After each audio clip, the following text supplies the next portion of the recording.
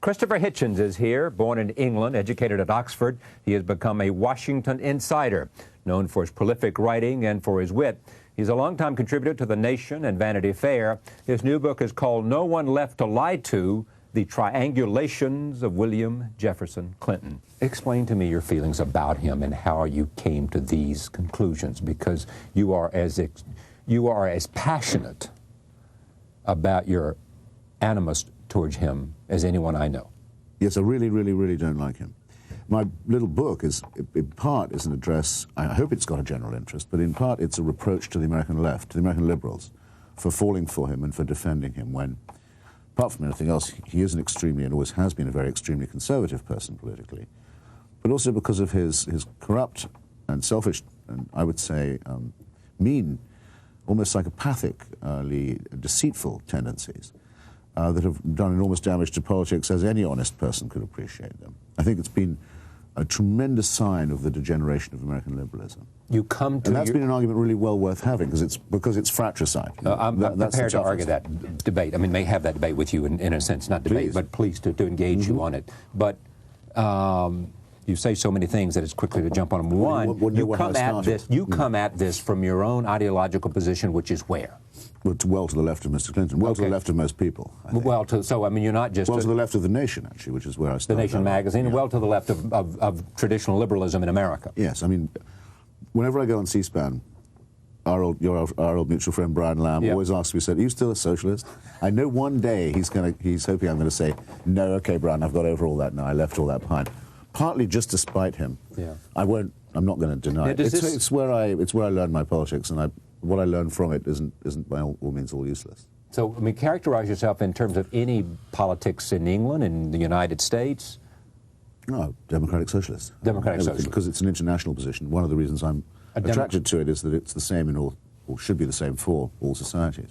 A democratic socialist like Tony Benn in England? I'm quite an admirer of Tony Benn. I have differences with him, but he's an honourable guy, and I know him slightly. Yes, yeah.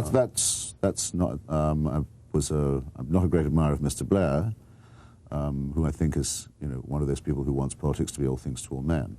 But I don't think is a mean person or a corrupt person. So the difference in Blair and Clinton, in many ways, the differences with Clinton, you see, are not political. They are to do with a ruthless, megalomaniac political style, and with a real self-advertised readiness for corruption and dirty work, which is what got me into trouble with him and his cohort. All right, well, let's Are we getting ahead of the story? Well, yes, but that's okay. I can begin at the beginning if you like. New Hampshire, I always suspected that he, Clinton. I always thought this new liberal Democrat, or rather, excuse me, New Democrat and Democratic Leadership Council, DLC, was a bit glib and a bit sordid, because if you, after 8 years of Reagan and 4 of Bush, to conclude that the main problem in American politics was that the Democratic Party was too much to the left, seemed to me a weird conclusion. And it was all based on saying, well, what we've really got to do is address the morals of the underclass. That's the real problem with this country, is the underclass doesn't behave well. I thought that actually there were some overclass problems that needed attention, so I admit I went to New Hampshire not liking him. I didn't much care about the flowers business. I still don't. I think he treated her very badly. Jennifer Flowers. Yeah, I think he treated her very badly, and I think he lied to everyone about it. But that seems so unsurprising. But any other politician would have handled that the same way, would he not? Here's what he did. But any other politician would have tried to. No, if Mr. Clinton had said, yes, I did, I loved her, and it's none of your damn business, we'd be living in a much better culture now, and I would have applauded him if he'd said that. It would also have been true. That he loved her? Yeah, well, he certainly acted like he did. He's since loved her? Yes. They were obviously very tight, and she really loved him. Yeah, did he love Monica? Well, let's suppose that he had said he loved her, and yes, I did. That would have just been a little nicer than saying, well, no, I had nothing to do with her, and then 7 years later saying, okay, I did it with her once, and that was it. As if he doesn't know that it's the height of bad manners to sleep with someone once. But Washington is full of politicians who are not stepping forward to say, I had an affair with someone that I may have told him I loved. But don't, anyway, here's what he did to get out of it. Right. He was many points behind by this stage. He left the campaign trail in New Hampshire. He flew down to Arkansas, where he was still governor, to personally supervise the execution of a lobotomized black defendant, inmate, Ricky Ray Rector by name, in Cummins Prison, who couldn't even understand the charges against him. He'd blown his brain away. He was gone. He didn't know he'd been sentenced to death. He didn't understand when they came to give him his last meal what was happening. And Clinton just made it absolutely clear. He was changing the subject. He rejected the law and order. You're not going to get me on law and order. You're not going to think I'm soft. You're not going to Willie Horton me. Right. And the two things about it that sickened me were, one, that he did this in cold blood to this guy, and I have a long section about it in my book, and two, that no one in my profession and no one in the liberal wing of politics thought this was a test of character or of intention. Because among the things that depressed me, I did write a column about it, Murray Kempton did. That was about it. Right. What depressed me really was the suggestion it had of a relationship in the president's mind, or the then governor's mind, of a sick relationship between sex and death, that he would change the subject away from the illicit flowers love nest to the lethal chamber. Okay, but then you are putting, what you were doing in that case, I mean, you could make the argument that he should have been more compassionate, more sensitive in that issue, and you could make the argument that he did it because he wanted to firmly come down and make his position about capital punishment evident to all, and that he was tough on criminals and not compassionate about you imagine issues. Let me finish my point. I'm sorry. My point is that you are simply, you are reading motivation where you don't know as to the fact that he left Jennifer Flowers because he wanted to tie together sex and death. That the motivation to go there, rather than distract from Jennifer Flowers, was in fact... It was a very strange week to leave New Hampshire. He was in trouble. It was quite a desperate gamble to go down there. And this is a guy who, any other week, would have received clemency from the governor, because there was no one in the prison thought he should be executed. This is a tough prison, in a tough state. The prison chaplain resigned on the issue.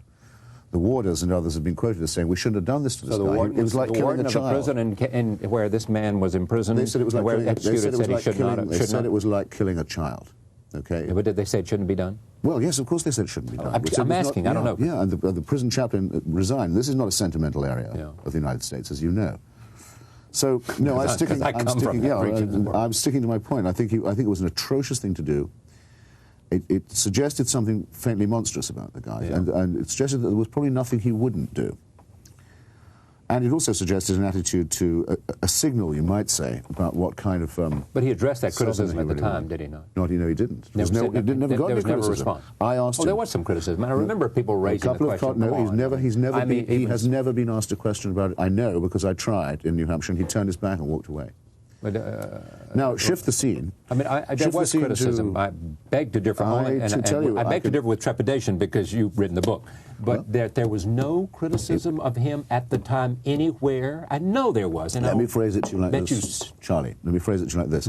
If a Republican governor, an ambitious Republican governor trying to be president, had, in the course of a tough primary, returned to his home state to supervise the execution of a retarded, mentally disabled black man, the name of that man would be very well known. I think you'll agree. Agreed. We would know. I'm not arguing whether he should or shouldn't. We would know, all right. Ricky Ray Rector's name is practically not known at all. That's in a sense, my point. Your point also is this for you is it shows the betrayal of the liberals. Is a defining what? This act was for him a defining insight into his character, and what else?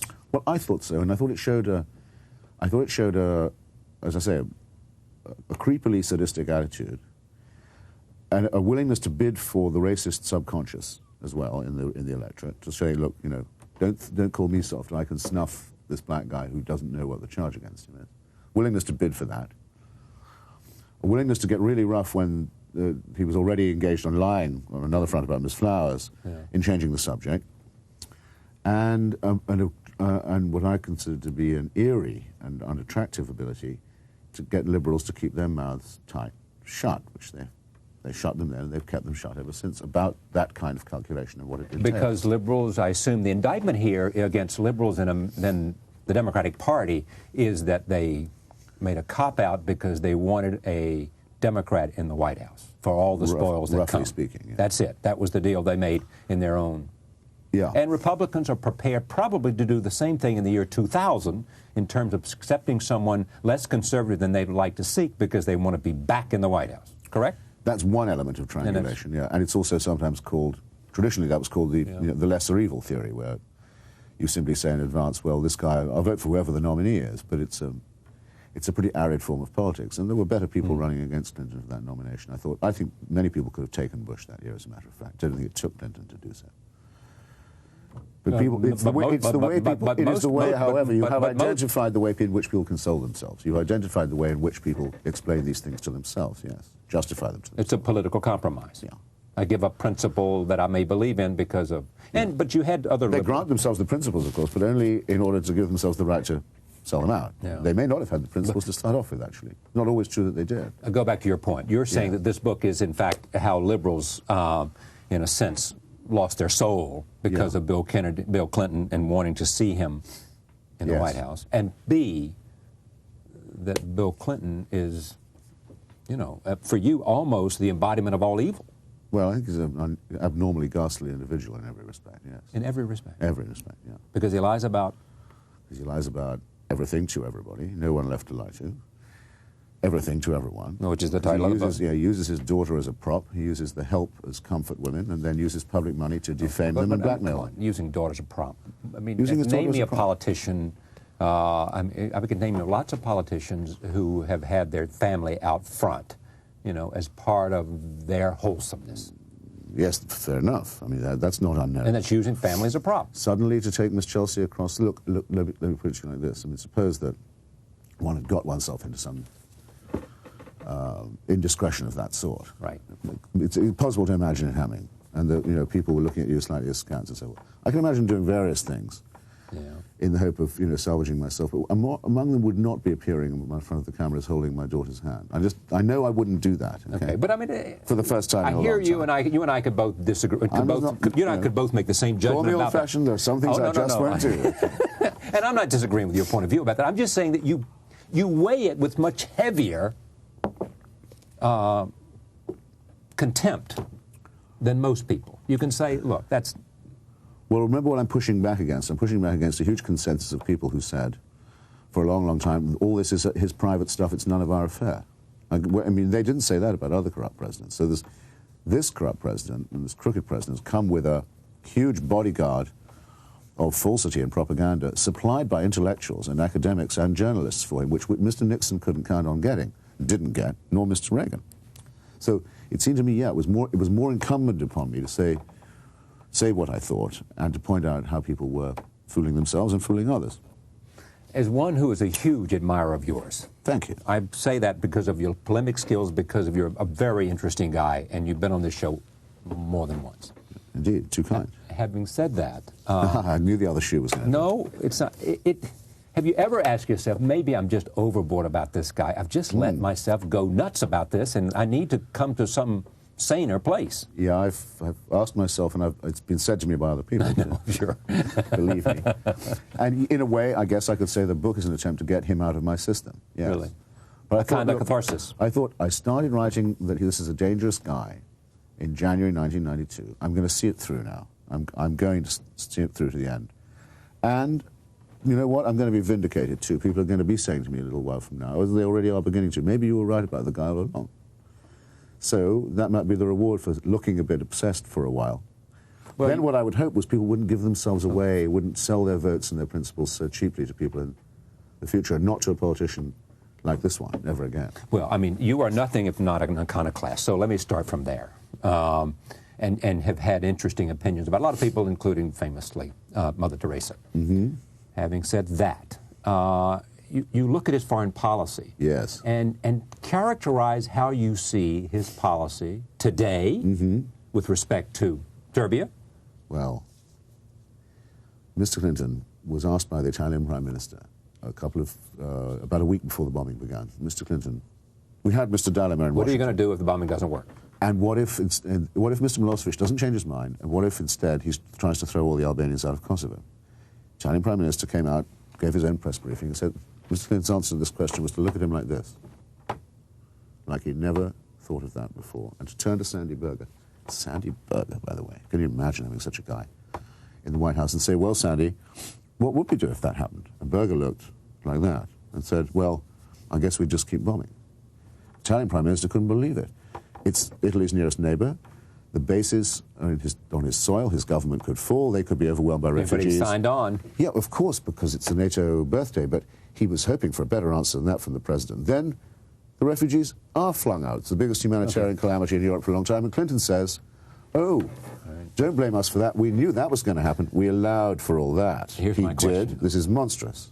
It's the shame of it is not felt anything like enough, in my view. They knew this was going to happen. They did nothing to the shame of it in the fact that the president openly claims that this was part of the plan. That they understood that Milosevic would do what he has done. I think you'll find some debate about that, whether they knew that he was going to do it. I realize they've been all over the place on this. But they've been consistent on that. The Pentagon spokesman has said that, Cohen has said it, Albright said it, and the president has said it. We anticipated this. That was the line of the day, so it wouldn't look as if they were stupid and something had happened that made them look bad. And you were saying if they knew about it, where are the blankets at the frontier? If they knew about it and then went ahead with the bombing, then they are what? They're complicit in the expulsion of the refugees. They're complicit in the ethnic cleansing of Kosovo. So if there was to be a punishment for it, they'd have to go and stand in the same dock.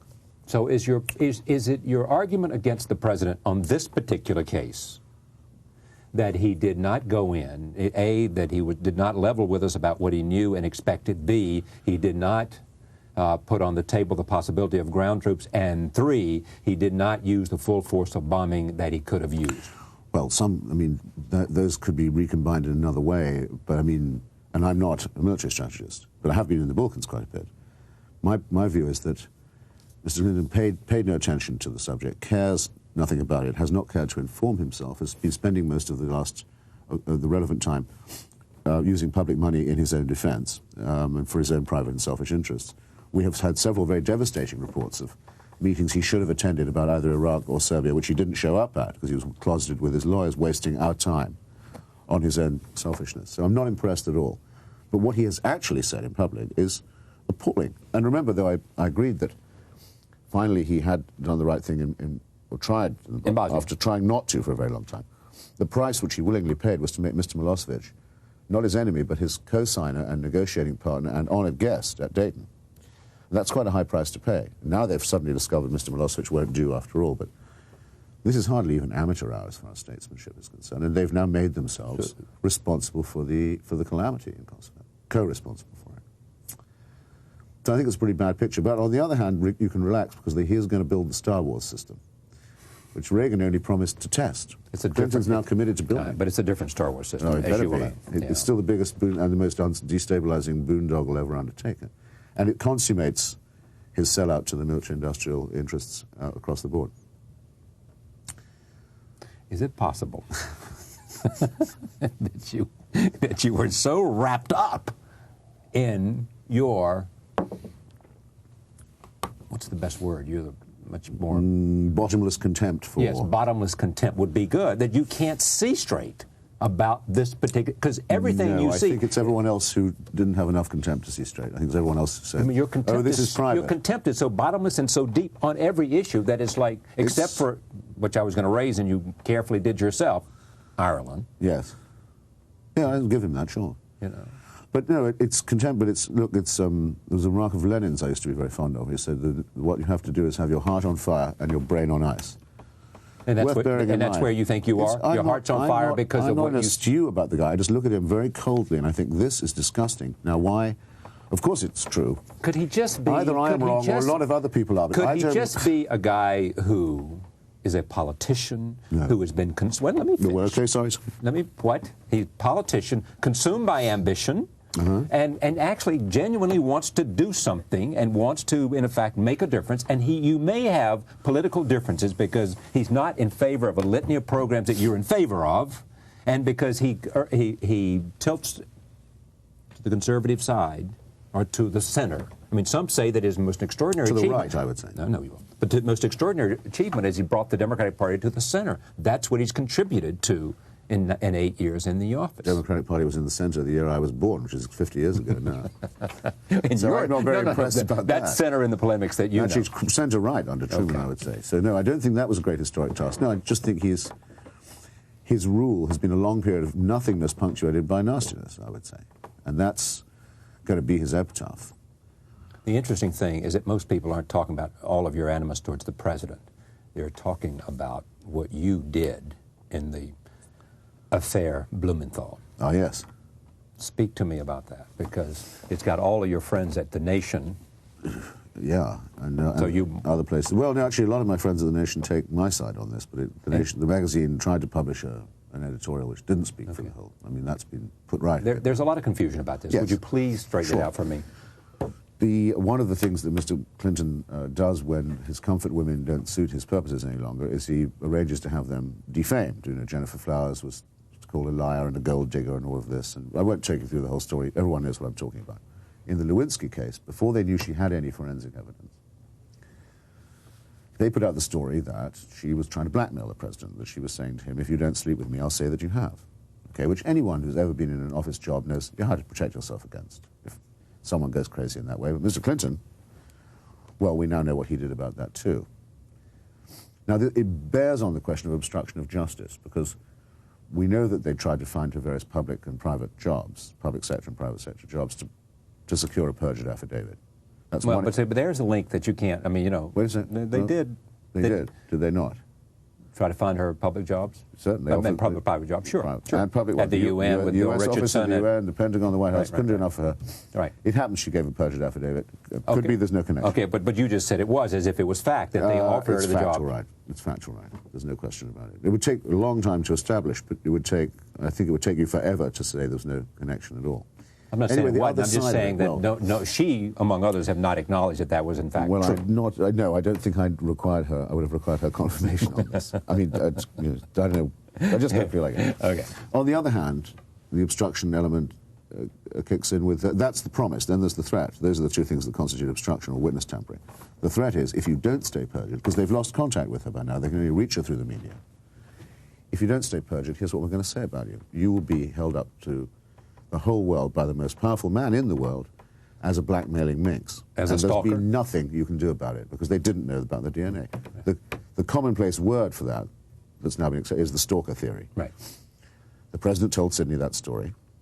We know because Sidney went to the grand jury and told them all about it. So that's what the president thought. Sidney, in my opinion, believed that story when he was told it. He certainly seemed to believe it when he told it to me and my wife. At lunch. At lunch. So it was... the moral of this story so far is make sure when you go into these kind of meetings, you take your wife with you. Yes, I'm very glad the missus was there, but I think I would have... Don't think, well, yes, she's also a journalist. A confirming witness is good. She's also a journalist. Right. So it was embarrassing for Sidney, I imagine, and very upsetting for me when I discovered that, well, the line of the day in the White House, from Charles Ruff, the chief counsel, all the way on that, was that we don't know how this story got in the press, and certainly we have no idea how the president's version, as told to Sidney, gets into 500 newspapers. Well, I thought that this is ridiculous. And I had said so very often. And I knew many, many other people in Washington. Actually, I didn't know many journalists who had not heard from Sidney or others this story. It was commonplace and common knowledge. I thought, well, why should they get away with yet another lie at this stage? And I wrote about it in an English newspaper. I didn't say who the White House person was at the lunch, but anyone could have guessed. So when the House Judiciary Committee came to me and said, we know what story you've been telling, and we know, would you say it again under oath? I said, sure. What are my alternatives? No, I won't. Take me through that again. When who came to you? The House Judiciary Committee came to me. In the person of whom? In the person of a woman named... Their chief investigative counsel is named Susan Bogart. Okay, so Susan shows up and Ms. Bogart shows up. Calls me up, says, look, is it true that you've related and, in one case, printed, I forget if she mentioned printing it or not, but related, have knowledge of this story? I said, yes. I've by then told that to anyone who called me. Right. Who would make an exception for the House Judiciary Committee. Walked me through the story. She said, well, would you put your name to it under penalty of perjury? And I said, well, I wouldn't need to be put under penalty of perjury. I would just repeat that I think it's true. But there are legal forms to be gone through, and it meant I was asked to execute an affidavit, which I did. The alternative would have been to say, I don't know what you're talking about, which wouldn't have been true, or no, it's not true, which would have been a lie, and a lie that would have protected Mr. Clinton. So it seemed to be pretty obvious what I ought to do. The problem was this for me. I said to them, look, it's Clinton who's on trial, right, not Sidney. This is evidence to show that the president has caused his deputies and underlings with public money on our dime to spread defamation of truthful women witnesses. They said, yeah, that's right. I said, no one else on trial here? No. The president, you remember, said he didn't even watch that trial, didn't watch his own trial, sent deputies in to sit for him, sent his friends and colleagues in to do that for him. So I said, okay, but I will not stand by this affidavit if you use it against anyone else. I'll repudiate it. They can't give me any guarantees, but I know they heard what I said. I would do it again. You would? I sure would, yeah. Now, I don't know the answer to this, so I'm just asking. What options did you think you had? Suppose you had said to this person from the House Judiciary Committee, I'm a journalist, I'm not going to answer that question. What would she have said? She'd have said, fine. That's what one person I know did say when they asked. I'm a journalist, I'm not going to answer the question. Now, what's wrong with that answer? It's just copping out. It's saying that I have to live here, I'm going to go along and get along. It's more trouble than it's worth to me. Perfectly, it's defensible, but I didn't want anyone thinking that of me. And I also thought that it deserved to be known, since it had been denied in the well of the Senate by the President's chief counsel, that these people were knowingly lying to the Senate and to the public. And I had possession of that information, which I had not been asked to keep to myself.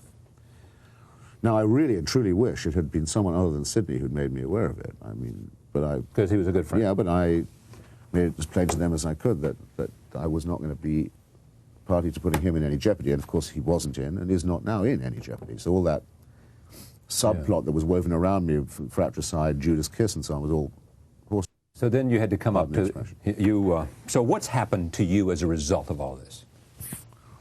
Got called a lot of rude names. Right. Discovered that the word hitch can be, the name hitch can be made to rhyme with the word snitch. Yeah. Defended myself on that score. Maureen Dowd did that. The fragrant Maureen did that.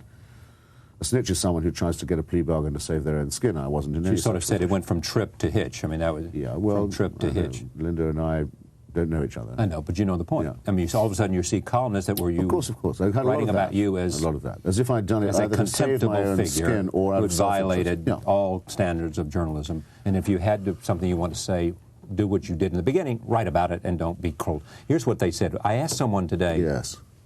I said, why is this so controversial for you? Why is it you have so much animus towards Christopher Hitchens? The answer was he collaborated with the government. He betrayed a friend, and he filed an affidavit. Right. None of those things are what we think. Well, I didn't collaborate with the government. I was testifying against the government. I wasn't cooperating with the authorities. Where I live, I don't know about where you live, the President of the United States and his gang are the authorities. Certainly it's true in Washington. But the House, and some would say, well, the government wasn't represented by it at another time. The House Judiciary Committee is the lawfully constituted committee of the Committee of the House. I mean, that's not... during the McCarthy era, people would say that these were, in fact, the government that was doing the investigating, even though they came from the Congress, and they called people up to testify, and when they did, they were called collaborators. Well, some of those inquiries were indeed sponsored by the state after the Loyalty Oath program was passed, and so there's no question about it. This just isn't like that. Furthermore, the people who testified in those cases were doing so that they wouldn't be asked to, they wouldn't be asked the questions themselves. They were bargaining to save their own skins. I wasn't my skin was in no danger. I'm way over. Except from the people who were going to call me a scumbag later on. I mean, but I wasn't plea bargaining. I wasn't buying myself any time or cutting myself any slack. Nor was I anonymously doing a denunciation of anybody. So the first objection of your friend, I think, is false. Betraying a friend, I don't think so. I mean, it was Mr. Clinton who sent someone who I can tell you really loves him. I mean, really likes Sidney Blumenthal. Yeah. And had given up a lot to go work for him. Fed him a false and dirty story, convinced him of its truth, and let him go into the grand jury and tell it. Well, did he go into the grand jury and say the president lied to him about other matters? No. At the end, finally, in the front of the Senate, he was asked, does he now think he's been lied to by the president? And he said, yeah, I do. Well, join the club, right? Right. Yeah, he did, but Clinton did all that to him and then let him go and be asked these tough questions in the Senate. And I'm the one who betrays Sidney? It's Clinton who's betrayed Sidney. Just that having anything to do with Clinton means that everything around him is poisoned, including friendship between Sidney and me, though I hope still. Well, that might be repaired. You hope? No, I see no reason why not. He knows I didn't mean him any harm. He isn't in any trouble as a result of what I said. People are nauseated now, I find, more and more by the fact that Clinton walked in that trial. He got away scot-free. Nothing happened to him. And it's become more and more clear that since the acquittal, that all the stuff about the right-wing conspiracy and so on was all nonsense. So all that would need to happen was for Sidney to take the next step, as a lot of other former Clinton people have, and realize that he's working for someone who doesn't give a damn about him or anyone else. Then we could be friends again. Have you called his house? I did call his house. And what happened? Probably too soon. Too early. I got his extremely nice wife, who's also a friend of mine. And I think she must have thought it was too soon as well, because she replaced the receiver, yes. And you called for what reason? I had a couple of things I wanted to explain to them, and a couple of things I wanted to say. Which were? Which were, well, that I didn't think he was in any jeopardy, or would be, and that I wanted them to understand what the position I'd been in was. You asked me one more question, which was, I could have just written it in an article. Right. You're right, of course. I was in the process of doing that when they called me. In fact, I think somehow they got wind of the piece. If that piece had come out a week earlier, it could have been used to accuse Sidney of perjury if he'd committed it, which, by the way, I don't think he did. In any case, would have amounted to the same thing. But by saying, no, I'll put my name to it, I was testifying in one jurisdiction against one defendant only, namely the President of the United States. And I think I probably missed both of them, but the intention was to hit the President and miss Sidney. I missed Sidney anyway. And you hope you can repair the worst of it, actually, if you really want the truth, I mean, is that the whole thing may have been a waste of time, because the trial was a fix in a way. How was there that? was no chance of it changing many people's minds. I did get a call from one senator, Democrat, good Democrat, who said he was now going to vote to convict on obstruction of justice. He told me on the phone that Sunday that he was determined to do it now, but in the end he didn't. So I wasted my time, I guess. But I thought it would have been cowardly not to stand by the story. Okay, let me sum up here. This president will serve out his term. Well, I guess, yeah. Reconciles. He'll continue to prosecute the war. He'll continue to refuse to answer questions about whether he's a rapist. He still hasn't said a word about that. Doesn't that give you a shock? He won't answer the question. Is there? People think it's his word against hers. He hasn't said anything yet. He said his lawyer has responded for him. A lawyer who he didn't know that year, and as far as I know, has never been in. Well, but this is the lawyer that speaks to him now. Come on, you'd want to do better than that if you've been accused of rape, I think. Well, no, I mean, if you're going to have a lawyer speak... I know a lawyer who will say it's not true. Can't go there. I mean, if you're going to have a lawyer speak sorry. to... Well, no, he didn't have a lawyer at that time, did he? Did he have a lawyer? He was the Attorney General of Arkansas at the time. But I mean, she didn't bring the charges. She didn't bring the charges at that time, so he had no need to have a lawyer at that time. So the lawyer you would bring forth at this time is the lawyer who's representing you. I mean, that's who happened to have just gone through, and you've had exhaustion. He has no knowledge of the case. That's what I'm talking about. You'd want to do better. But who had a knowledge of the case? Well, What lawyer had knowledge of the case? Someone, or of the circumstances of the time. There have been inquiries before. To say, if I said to you, a plausible, respectable woman with no motive of malice has laid a charge of sexual assault against you, what do you say? Would you be content to say, well, I know a lawyer who will say that it's not true? I think you'd want to do... Right. Male self-respect would make you want to do a little better than that. Of course it would. No, well, you notice, by the way, it doesn't matter because no one is asking Clinton these questions. So he doesn't have to keep refusing to answer. And the same argument... I can't believe the laziness of the press. The same argument could have been made about Lewinsky from the beginning. I mean, you would say, why doesn't someone come out and defend and make the position clear early on? Mm-hmm. That argument was made at that time and was also made, and you make it now. Well, he did deny that, of course, but he was lying through his teeth. But then, yeah, but it wasn't denied in terms of full questioning no. You know, and wasn't protesting to the fullest extent that might have been done. Although it was a protest, but it was short. And my point again, No One Left to Lie To, is this book by Christopher Hitchens, who states out clearly his feelings about the President of the United States and also the business with Sidney Blumenthal, an aide to the President in the White House and a friend of Christopher's who he hopes will be able to regain the friendship at a future time. Most journalists seem to want to lecture to you. Well, I think a lot of people didn't like me anyway. But well, it was a field day. That's a whole other show. Thank you, Christopher. It was a pleasure. Christopher Hitchens. When we come back, Tony Bui, the filmmaker, has just made a very interesting new film called 3 Seasons.